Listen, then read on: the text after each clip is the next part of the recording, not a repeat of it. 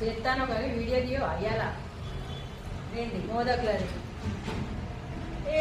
ఎంత ముష్కిల్ తెలుసా వీళ్ళు తీయాలంటే మొదకు తీయాలని ఇదిగో ఇరుగుతాయి ఇరుగాయి వస్తాయి రావు ఇంత కష్టం ఉంది.